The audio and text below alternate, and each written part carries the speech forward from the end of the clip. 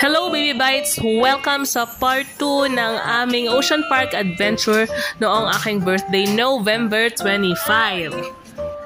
Very special tong araw na to dahil first time naming maipasyal sa ganitong lugar si Tadhana.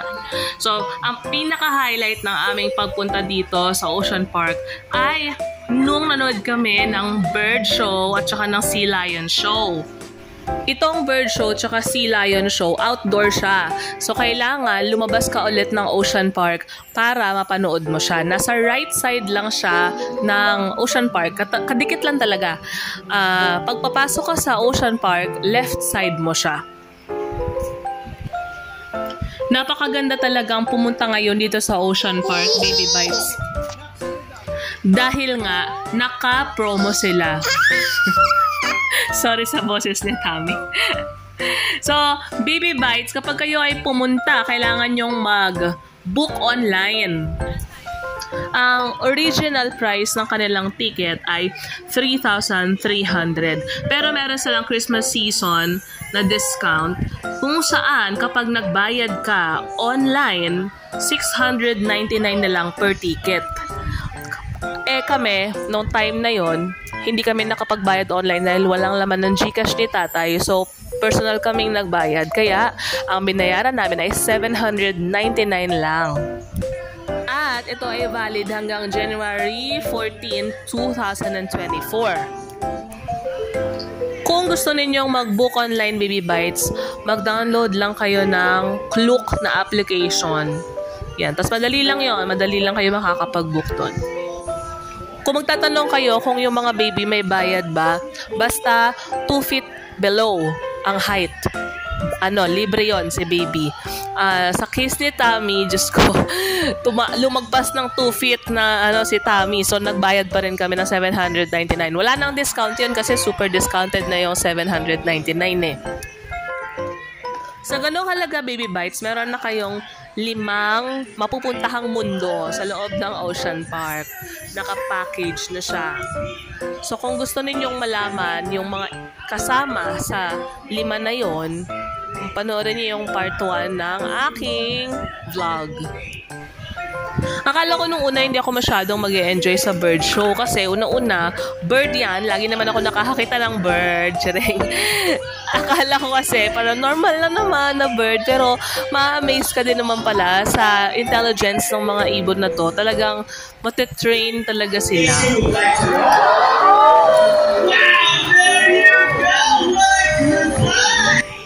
So, habang gumagawa ng tricks yung mga birds, habang nagpapakitang gilas sila, si kuyang narrator, siya naman ang tagabigay ng information about those birds. Pero syempre, hindi na namin masyadong naririnig yon kasi naghihiyawan na yung mga tao, amazed na sa ginagawa ng mga hayop eh. Ang pinaka nakaka-amaze dun sa mga birds ay yung chicken. Tinuruan kasi nila ng tricks yung chicken. So, ang cute lang tignan.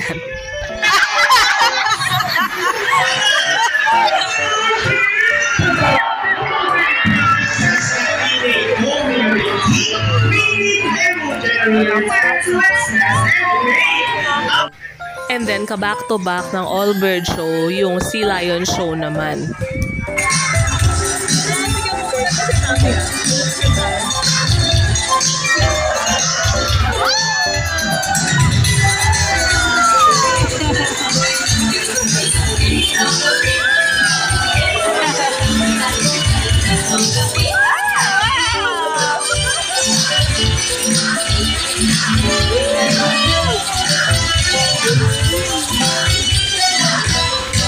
Diba? Kitang-kita nyo namang aliw na aliw kami ng anak ko. Talagang amaze na amaze si Tammy dyan. Tapos panay-panay ang kanya. Wow!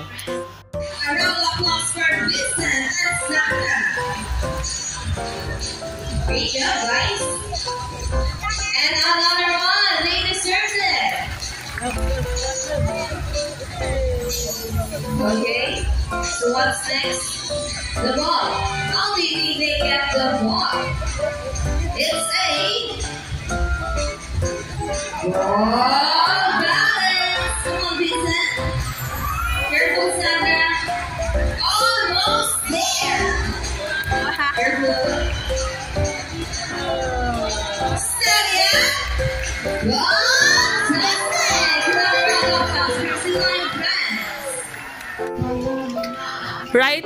after ng All-Bird Show at saka ng Sea Lion Show, dumiretso na kami sa Oceanarium. Dito, ang dami namin nakitang mga iba't ibang uri ng isda. Meron pa nga ditong mukhang tao talaga, grabe. Mukhang tao yung isda. Tata, ako nang kami. Picture.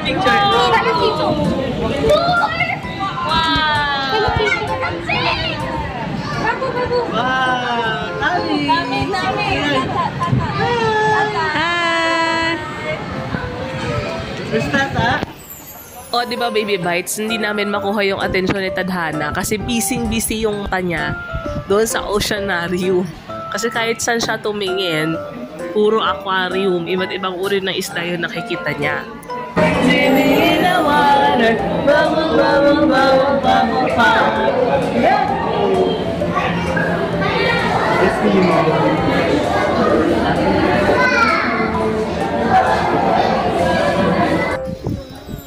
Nakakita rin kami ng mga malaliit na seahorse din sa isa sa mga aquarium dito. Ang cute naman nila. Parang picture lang, ganun. Tapos, nakakita kami ng maraming koi fish.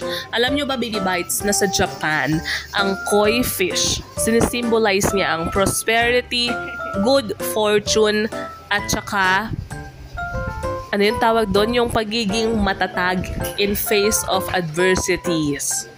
Ganon. Parang gusto ko na tuloy mag-alaga ng koi fish. Hi! Pwede ba ikaw kawak ka?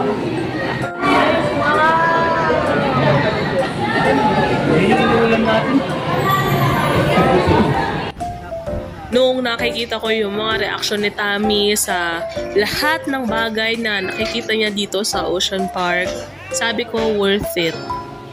Siyempre kahit na nag-discount sila, malaki pa din yung gastos na yun for us. Lalo na nagbabudget talaga kami. So kahit na discounted, talagang para sa amin, money pa din yun. Pero talagang worth it yung experience kapag nakita mo yung reaction ng baby mo. Naiyak ako. Pero alam nyo ba, nung araw na to, ito yung araw na sobrang dami ng wow ni Tammy. Wow! Happy baby ko! Hi! Ano nga yung sinasabi nila sa TikTok na kapag naging mother ka na, mag-heal talaga yung inner child mo? Alam nyo, Baby Bites, sa tingin ko, nangyayari siya ngayon sa akin. So, yun lang. Thank you so much for watching. Please subscribe!